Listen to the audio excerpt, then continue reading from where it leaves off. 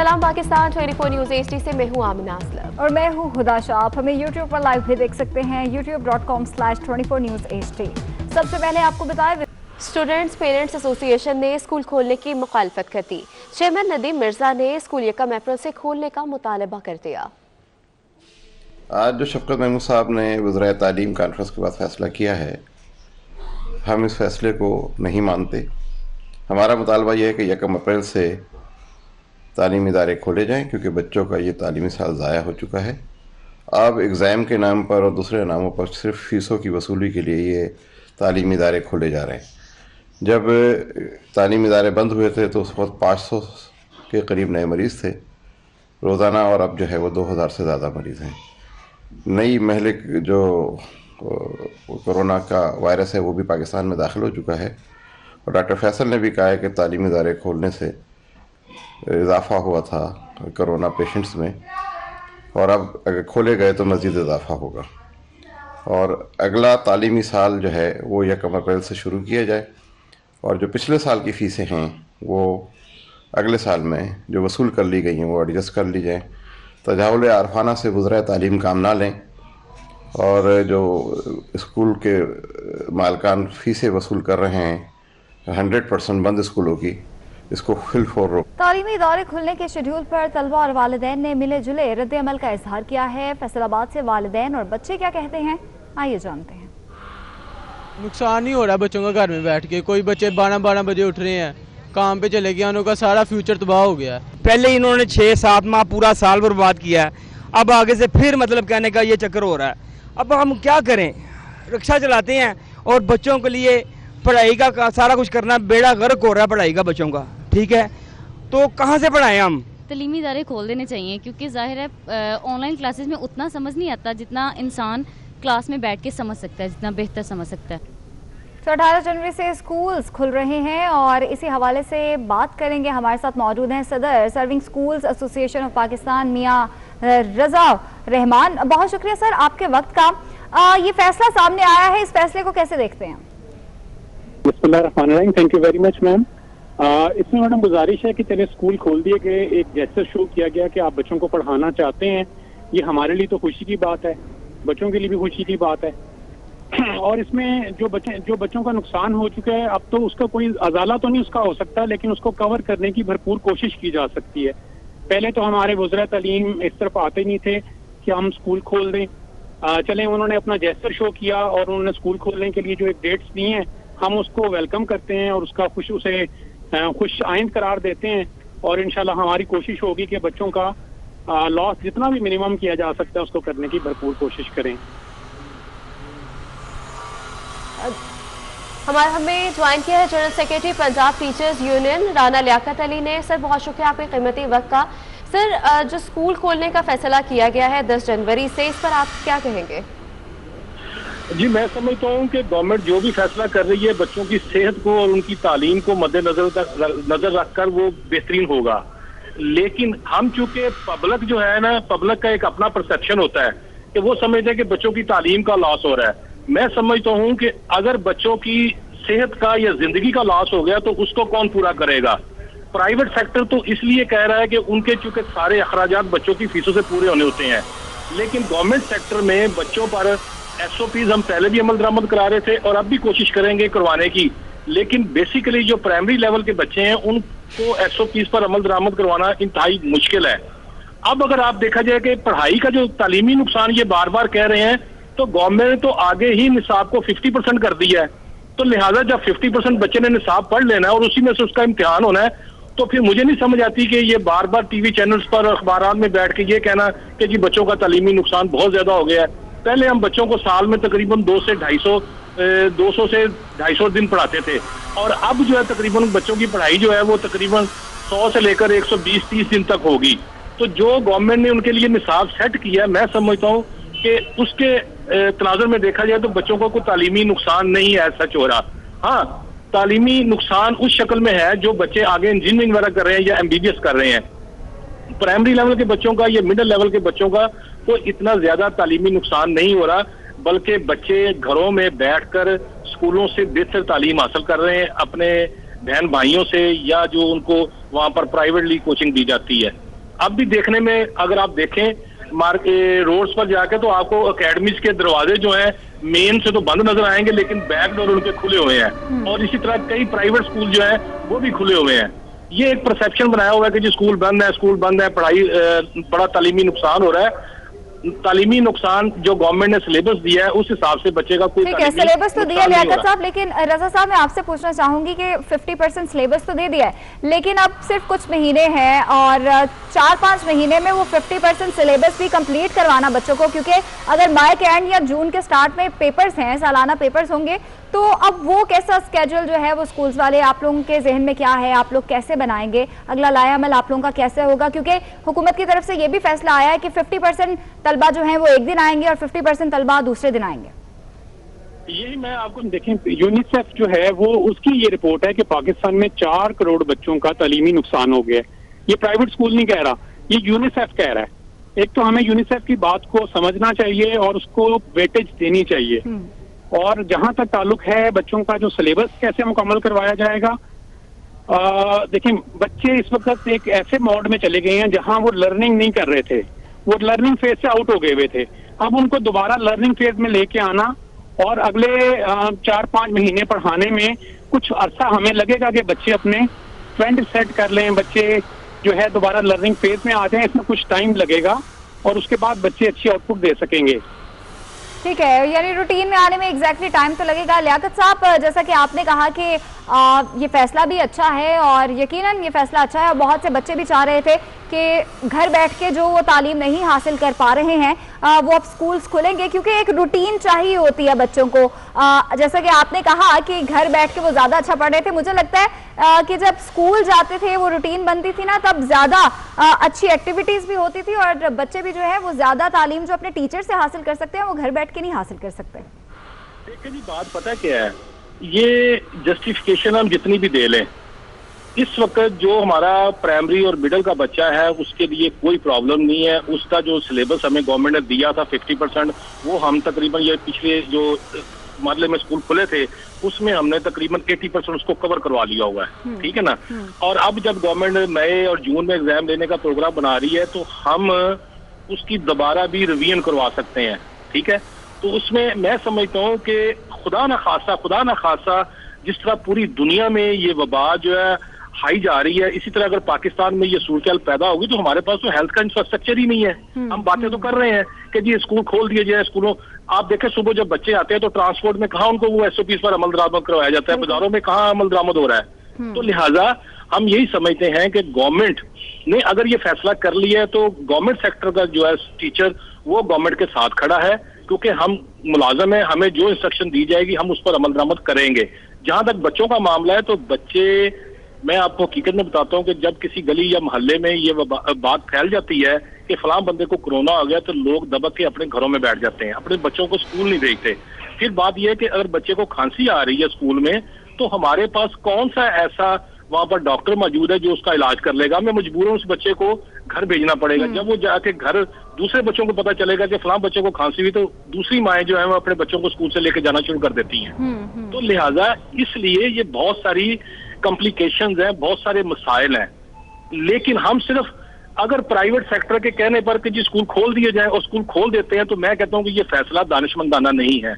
हमें अपनी ground reality को देखना चाहिए कि क्या हमारे पास इस वबा से निपटने के लिए कोई सहूलियात मुयस्सर हैं, या फिर हम अल्लाह पर डाल के, अल्लाह की रजा पे डाल के तो सब जो है ना उस पर चल पड़ेंगे कि जी अल्लाह ताला की तरफ से ये होना था, ये हो गया, लेकिन हमने क्या किया। ठीक है, तो इसलिए गवर्नमेंट सेक्टर में SOPs पर पहले भी अमल दरामद करवाया गया है, अब भी करवाने की कोशिश की जाएगी, लेकिन जो प्राइमरी लेवल तक है वहां पर पॉसिबल नहीं है। छोटे बच्चे हैं, उनको बार बार समझाना, फिर उनका मास्क ऊपर करना या नीचे हो जाए तो फिर उसको दोबारा पहनाना, या बच्चे को खांसी आ रही है या उसको नजला जुकाम हो गया है तो उसके लिए हिफाजती तदाबीर अख्तियार करना हमारे लिए भी मुश्किल है। लियाकत साहब, जैसा कि आपने अभी कहा था कि बच्चे जो है वो घर पर ज़्यादा अच्छे तरीके से तालीम हासिल कर रहे हैं, उनके बहन भाई उनको पढ़ा रहे हैं, लेकिन पाकिस्तान में मेजॉरिटी ऐसी है जो अनपढ़ है और जो बच्चे जो जिनके माँ बाप भी पढ़े लिखे नहीं हैं उनको जो है वो अपनी तालीम हासिल करने में काफ़ी दुश्वारी का सामना करना पड़ रहा है। तो आप इस पर क्या कहेंगे? देखें, मैं बताता हूँ आपको कि जो बात आप कर रही है ना, अगर इसका भी हम जायजा लें ना, तो गली मोहल्ले में 1-2 बच्चे ऐसे होते हैं कि जो बच्चों को पार्ट टाइम वहां पर कोचिंग देते हैं और वो मामूली फीस वगैरह लेते हैं, और अक्सर बच्चे जो हैं उनके पास भी अब पढ़ने के लिए जा रहे हैं। फिर हमने तो उनको 80-90% तो निसाब जो गवर्नमेंट ने हमें दिया था 50% करके, वो तो हमने रिकवर करवा दिया उनको। फिर उसके बाद हमने होमवर्क उनको बच्चों को दे दिया है, वो बाकायदगी के साथ हफ्ते के बाद बच्चे आते हैं, अपना होमवर्क करके लाते हैं, हम उसको चेक करते हैं और अपने पास हम दर्ज कर लेते हैं कि इस बच्चे ने जो हमने इसको होमवर्क दिया था वो ठीक है, क्योंकि हमने उस होमवर्क पे भी उसको बच्चे को नंबर देने हैं, जो एग्जाम हमने आगे बच्चों का लेना है उसमें वो उस नंबर होमवर्क के नंबर भी शामिल होंगे। तो इसलिए मैं समझता हूँ कि प्राइमरी और मिडिल तक कोई इतना खासा नुकसान बच्चों का नहीं हो पा रहा, जिसको हमने इतना हवा बनाया हुआ है। हाँ, जहां पर मसला है एमबीबीएस क्लासेस का, यूनिवर्सिटी क्लासेस का, वहां पर हम, क्योंकि रिसर्च है वहां पर जब तक बच्चा रिसर्च नहीं करेगा वो आगे नहीं बढ़ सकता। उसके लिए हमें जो है ना हिफाजती इक़दाम, तदाबीर अख्तियार करने की जरूरत है। लेकिन अगर हम मिडिल तक स्कूल बंद भी रखते हैं तो इसका इतना नुकसान ऐसा सच नहीं होगा, क्योंकि इनके बच्चों का ना बोर्ड का कोई इम्तिहान है, ना कोई और इसका कोई ऐसा एग्जाम का कोई वेटेज है कि जिसके ऊपर जो है ना हम इसको लाजमी। वैसे भी तो गवर्नमेंट ने ऐलान कर रखा है कि पहली से लेकर 5वीं तक किसी बच्चे को फेल ही नहीं करना आपने, चाहे वो स्कूल आए या ना आए, पढ़े या ना पढ़े। तो इसलिए मैं समझता हूँ कि कोरोना की वजह से अगर गवर्नमेंट बच्चों की सेहत को लेकर कोई फैसला करती है तो हमें सबको उस पर अमल दरामद करना चाहिए, ना कि हमें उसके खिलाफ जो है ना मुख्तलिफ तरह की आवाजें कसनी चाहिए कि हम हड़ताल करेंगे, हम ये करेंगे, हम वो करेंगे। बिल्कुल सही कह रहे हैं लियाकत साहब। वैसे भी इससे पहले जो वज़राए तालीम थी उनकी कॉन्फ्रेंस हुई थी, उन्होंने कहा था ये सारे के सारे जो है चीज़ें देखकर और मद्देनज़र रख के ही ये फैसला किया गया है। रज़ा साहब, जैसे कि लियाकत साहब ने कहा कि एसओपीज़ पर अमल पहले से भी स्कूल्स कर तो रहे थे, लेकिन जो छोटे बच्चे हैं लाइक प्राइमरी के हो गए, केजी के हो गए, उनसे जो एसओपीज़ पे अमल कराना मुश्किल होता है। तो ये बताएगा कि अब जब स्कूल्स ओपन हो जाएंगे और 25 जनवरी से ये जो प्राइमरी के बच्चों को भी स्कूल जो हैं वो बुलाना शुरू कर दिया जाएगा, तो एसओपीज़ कौन से होने चाहिए, ऐसी क्या तदबीर होनी चाहिए? क्योंकि छोटे बच्चे बाकी में ये बात सही है कि उनको बार बार आप कैसे समझाएंगे? मैडम देखिए, जब पहले भी स्कूल खुले तो जितने अच्छे तरीके से छोटे बच्चों ने एसओपीज़ अमल दरामद किया, मेरा ख्याल है बड़े वैसे नहीं कर सके। छोटे बच्चे अपने टीचर की बात को बहुत अच्छी तरह फॉलो करते हैं, समझते हैं, और टीचर की बात एक दफा कहने के बाद वो मान लेते हैं। इवन कि अगर उनके वालिदैन भी कोई और बात कहें घर पे उनको कि आपने ऐसे नहीं ऐसे करना है, तो वो कहते नहीं, हमारी टीचर ने चूंकि ऐसे कहा है तो हमने इसको ऐसे ही फॉलो करना है।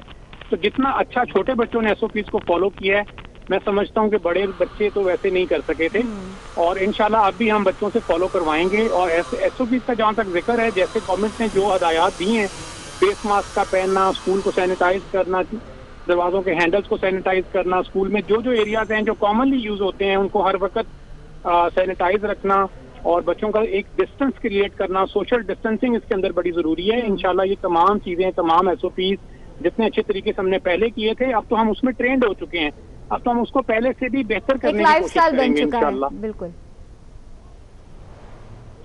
हेलो, जी, रजा साहब आ रही है आपकी आवाज? जी मैम, मैंने जवाब दे दिया अपना। ठीक है। रजा साहब हमारे साथ ही थे। लियाकत साहब, आपने रजा साहब की बात सुन ली होगी, उनका यही कहना था कि जो छोटे बच्चे हैं वो ज़्यादा अच्छे तरीके से बात मानते हैं, और ये बात वाकई में सही है कि शायद वो घर वालों की बात इतनी अच्छी तरह से नहीं मानते जितने वो टीचर्स को अपना आइडियल भी तस्वुर करते हैं और टीचर्स की बात मानते हैं।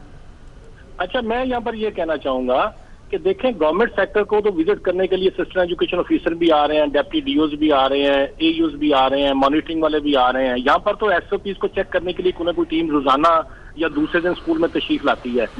प्रॉब्लम ये आ रहा है कि प्राइवेट सेक्टर को चेक करने के लिए गवर्नमेंट के पास इंफ्रास्ट्रक्चर ही नहीं है।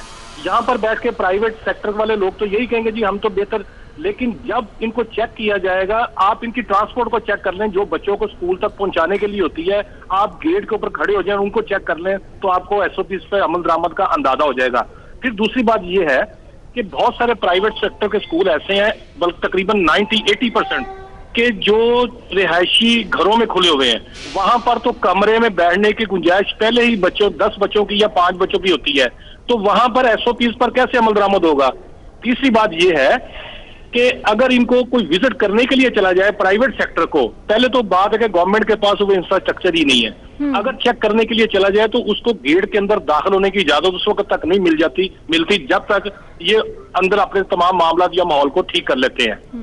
देखें, हमने पूरे सेक्टर को साथ लेके जाना है, ठीक है, गवर्नमेंट सेक्टर को भी और प्राइवेट सेक्टर को भी। तो लिहाजा ये कहना कि जी बच्चे, छोटे बच्चे ज्यादा करते हैं अमल दरामद, मैं समझता हूं कि हमारे जो तजिए में बात आई है वो उल्ट है बिल्कुल, क्योंकि इनके पास बच्चों में क्लास की तादाद है 15 या 20, हमारे पास 35 से 40 बच्चे होते हैं क्लास में। ठीक है, अगर हम उनको हमारे साथ मौजूद रहेगा, रजा साहब भी हमारे साथ मौजूद हैं। नाज़रीन को बताएं कि प्रेसिडेंट टीचर एसोसिएशन का कहना है कि तलबा का बहुत तालीमी हर्ज हो गया है, अब तालीमी इदारे खुल जाने चाहिए। आज का जो फैसला हुआ है कि 18 जनवरी से मरहला वार स्कूल्स को खोल दिया जाएगा, तो हमारा तो मुतालबा आज भी ये है कि 18 जनवरी से ही चलें सही, लेकिन 18 जनवरी को तमाम क्लासेस को खोलने की इजाज़त दी जाए ताकि फ़िज़िकल एजुकेशन में हम बुलाकर स्कूल में और बच्चों को तालीम दे सकें, क्योंकि वैसे ही बहुत ज़्यादा डिले हो चुका है। अगर हम और भी स्टेजेस की तरफ जाएंगे तो बहुत मुश्किल हो जाएगी बच्चों को कि हम कैसे सिलेबस कवर करवाएंगे। तो आज भी हमारा मुतालबा ये है कि स्कूल्स को जल्द से जल्द खोल दिया जाए, जो भी SOPs हैं वो स्कूल उसको अमल दरामद करेंगे, और अगर कोई मजीद भी SOPs इंट्रोड्यूस करवाना चाहते हैं नए तो उसमें कोई कबात नहीं, स्कूल उसको इंट्रोड्यूस कराएंगे और उसको रिलीजियसली फॉलो ठीक है। स्कूल खोलने का फैसला कर लिया गया है। सदर serving schools association of Pakistan मियां रज़ा रहमान हमारे साथ मौजूद थे। General secretary Punjab teachers union Rana Liaquat Ali भी हमारे साथ मौजूद थे। आप दोनों का बहुत शुक्रिया। यहाँ वक्त है एक ब्रेक का।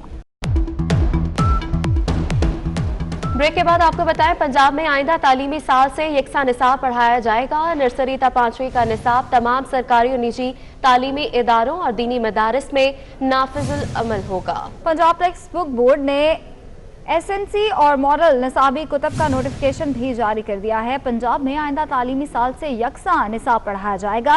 नर्सरी ता 5वीं का निसाब तमाम सरकारी और निजी तालीमी इदारों और दीनी मदारिस में नाफिजुल अमल होगा। पंजाब टेक्स्ट बुक बोर्ड ने SNC और मॉडल निसाबी कुतब का नोटिफिकेशन भी जारी कर दिया है। विफाकी और सूबाई हुकूमतों की मंजूरी से पंजाब में अगले तालीमी साल से सिंगल नेशनल करिकुलम नाफिज कर दिया गया है। पंजाब टेक्स्ट बुक बोर्ड का SNC और मॉडल निसाबी कुतब का नोटिफिकेशन जारी कर दिया गया है। नर्सरी ता 5वीं का निसाब तमाम सरकारी और निजी तालीमी इदारों और दीनी मदारिस में नाफिजुल अमल होगा।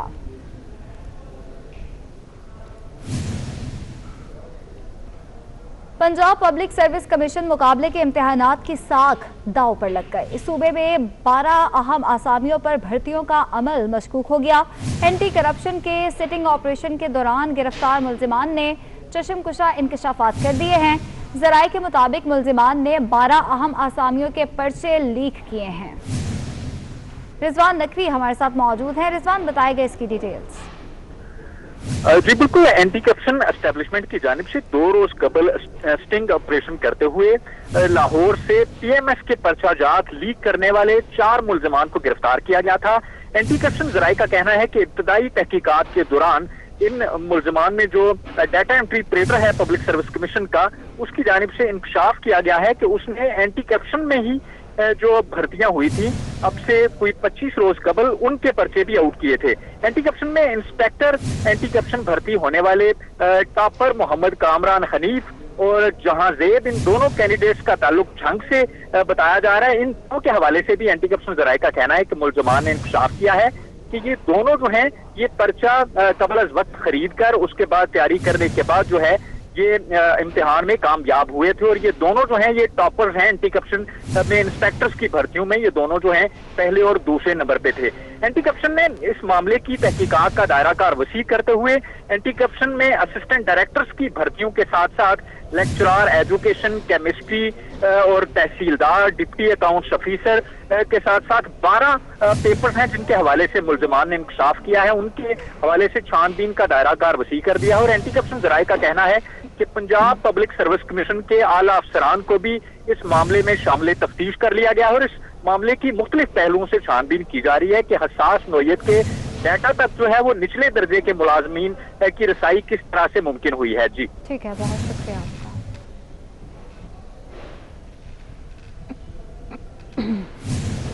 और अब आपको बताएं, पेशावर में सूबे भर के एसएससी टीचर्स का एहतजाज पेशावर में जारी है। असातिज़ा का कहना है कि सूबाई हुकूमत ने तरक्कियों का वादा किया था लेकिन अमल नहीं किया गया।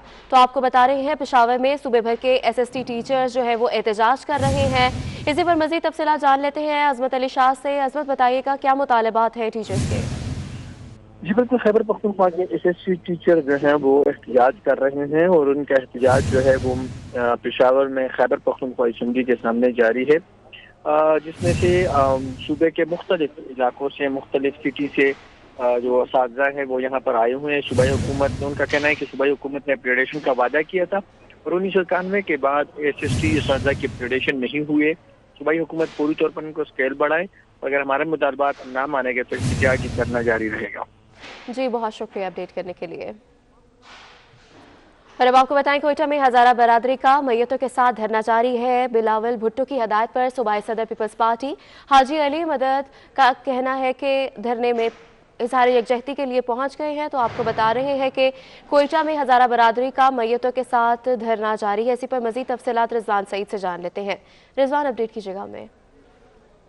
बिल्कुल, कोयटा के मगरबी बाईपास पर साने मच के खिलाफ हज़ारा बरादरी का धरना इस वक्त भी जारी है। यहाँ पर जहाँ मुख्तलिफ शख्सियात जो है वो धरने के शुरा से इज़हार यकजहती करने आ रही हैं, वहीं पाकिस्तान पीपल्स पार्टी के चेयरमैन बिलावल भुट्टो जरदारी की खसूसी हिदायत पर पाकिस्तान पीपल्स पार्टी के सूबाई सदर हाजी अली जतक जो है वो यहाँ पर इस वक्त मौजूद है और धरने के शुरा से इज़हार यकजहती के लिए आए हैं। उनसे बात करते हैं। हमेशा आप देखें तारीख में इस मजलूम कौम के साथ जुल्म हो रहा है, तो ये जो हुकूमत के जो दावे हैं कि हम आते ही अमन लाए हैं, ये अगर उसका अमन है जो 11 लोगों को एक ही जगह पे उसको शहीद करके क्या पैगाम देना चाहते हैं, जिसका पाकिस्तान पीपल्स पार्टी मजम्मत करता है। मैं चेयरमैन बिलावल भुट्टो जरदारी के हुक्म पे आज यहाँ पे पहुँचा हूँ। हमेशा पाकिस्तान पीपल्स पार्टी इन मजलूम कौमों का और खुसूसन हज़ारा बिरादरी का आवाज़ उसने उठाया है और पीपल्स पार्टी इन लोगों के साथ है। आज तक इन बेचारों के 2000 के लगभग जो है न लोगों को शहीद किया गया है और आज तक पता ही नहीं है कि कौन मारने वाला है इन लोगों को। कभी किस पे डाल देते हैं, कभी किस पे डाल देते हैं। बायदे कि हमारे इदारों को पता होना चाहिए कि इनको कौन शहीद करता है, क्यों शहीद करवाया जा रहा है। ये पाकिस्तानी है, ये बलूचिस्तानी है, इसी सरजमीन के बाशिंदे हैं। अभी तक इदारों को भी पता नहीं है कि इन लोगों को कौन मारता है। पाकिस्तान पीपल्स पार्टी इज़हार यकजहती के लिए यहाँ हम आए हैं कि हम इन लोगों के साथ है। इन लोगों में अहलियत हो, इन लोगों में जुर्रत हो, आकर यहाँ बैठे लोगों की जज्बात सुने कि लोग क्या चाहते हैं। जी, जैसा कि आपने देखा यहाँ पर हाजी अली मदद जतक मौजूद थे, जिनका ये कहना था कि पाकिस्तान पीपल्स पार्टी हज़ारा बरादरी के साथ है और उनके तमाम तर जो मुतालबात हैं उनको तस्लीम करने के लिए हुकूमत से मुतालबा करती है। बहुत शुक्रिया आपका। एक रुकनी कमीशन ने करक मंदिर जलाने की रिपोर्ट सुप्रीम कोर्ट में जमा करवा दी है। रिपोर्ट में कहा गया है कि मरकजी मुल्जिम मौलवी शरीफ ने आवाम को इश्तियाल दिलाया। रिपोर्ट में आईजी खैबर पख्तूनख्वा के जरिए पुलिस की तहकीकात की भी सिफारिश की गई है। रिपोर्ट में मुस्तकबिल में ऐसे वाक़यात से बचाव के लिए मुल्जिमान को मिसाली सजाएं देने की तजवीज़ भी दी गई है। आपको एक रुकनी कमीशन ने करक मंदिर जलाने की रिपोर्ट सुप्रीम कोर्ट में जमा करवा दी है।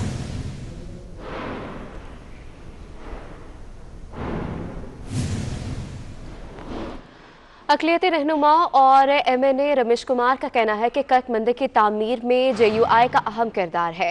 मंदिर की बहाली में मौलाना फजलुर रहमान और JUI का मुस्बत किरदार रहा। JUI का मकामी अमीर वाक़ई में मुलव्विस है, इसलिए पार्टी का नाम आया।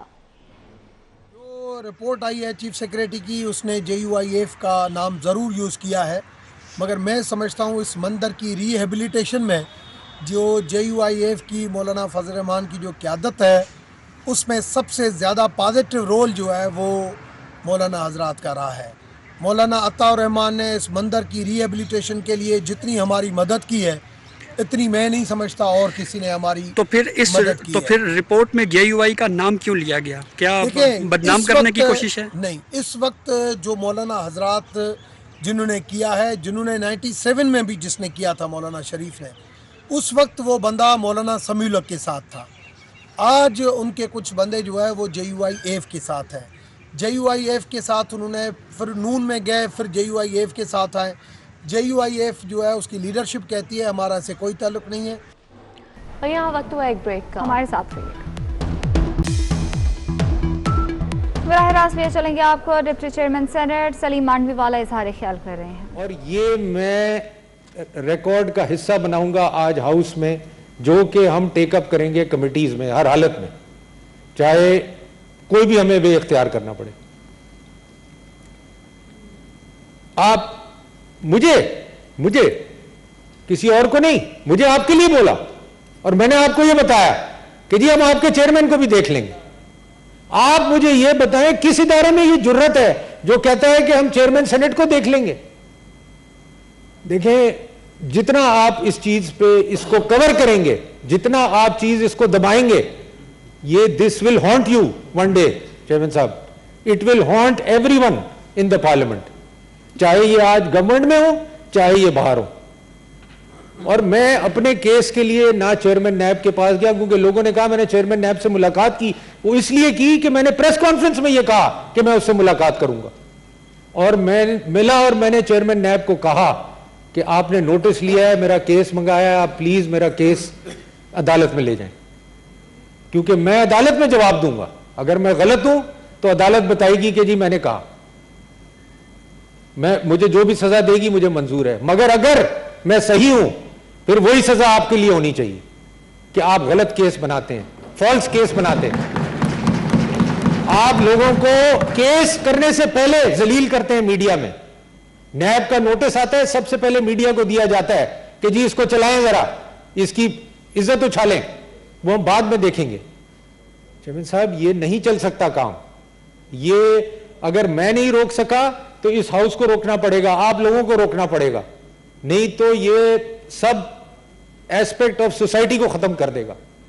आज मैं कहीं भी जाता हूं, किसी चेंबर में जाता हूं, वहां मुझे सिवाय दास्तानों सुनने के और कुछ नहीं मिलता। और मैं इस्लामाबाद चेंबर में ही अनाउंस करके आया हूं, हर chamber should become a complaint center against NAB. जितने भी बिजनेसमैनों की कंप्लेन है जमा कराएं चेंबर्स में और सेनेट को भेजें। We will take them up here and find out what is going on NAB. Chairman साहब,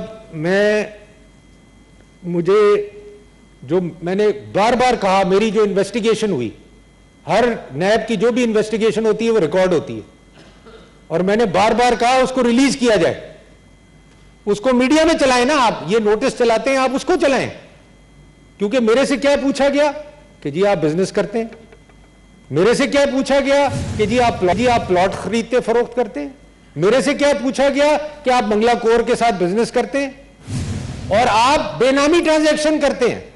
चेयरमैन साहब, deputy chairman of senate has done a benami transaction with bungalow कोर। The whole country is laughing, the whole country is laughing. इदारे आपके state bank, FBR, SECP हंसते हैं कि जी ये क्या बकवास है, ये हो सकता है, इज इट पॉसिबल? सिर्फ कहने का मतलब अगेन एंड अगेन। सेनेट में सलीम मांडवी वाला इजहार ख्याल कर रहे हैं। इस बुलेटिन से इतना ही।